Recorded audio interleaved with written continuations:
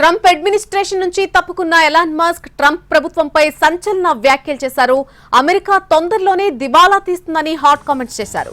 క్షమించండి, నేనిక భరించలేను అని అన్నారు. ఈ భారీ దారుణమైన కాంగ్రెస్ ఖర్చు బిల్లు అసహ్యకరంగా ఉందన్నారు. దీనికి ఓటు వేసిన వాళ్లు సిగ్గుపడాలన్నారు.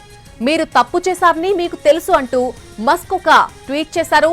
ద్రవ్యలోటు $2.5 ట్రిలియన్ చేరుతుందని, ఇంతే కొనసాగితే అమెరికా తొందరలోనే దివాళా తీస్తుందని ఎలాన్ మస్క్ హెచ్చరించారు. ట్రంప్ బిల్లుపై మస్క్ చేసిన సంచలన ఆరోపణలపై వైట్ హౌస్ స్పందించింది. బిల్లుపై అధ్యక్షుడి అభిప్రాయాన్ని వారు మార్చలేరని పేర్కొంటూ మస్క్ వ్యాఖ్యలను తోసిపుచ్చింది. మస్క్ వ్యాఖ్యలపై పెద్దగా ఆలోచించడం లేదని ప్రెసిడెంట్ సెక్రటరీ కరోలిన్ లీవిట్ అన్నారు. ఈ బిల్లుపై ఎలాన్ మస్క్ ఎక్కడ ఉన్నారో అధ్యక్షుడికి ఇప్పటికే తెలుసన్నారు. ఇది అధ్యక్షుడి అభిప్రాయాన్ని మార్చదని, ఇది ఒక పెద్ద అందమైన బిల్లు అన్నారు. దీనికి అధ్యక్షుడు ట్రంప్ కట్టుబడి ఉన్నారని చెప్పుకొచ్చారు.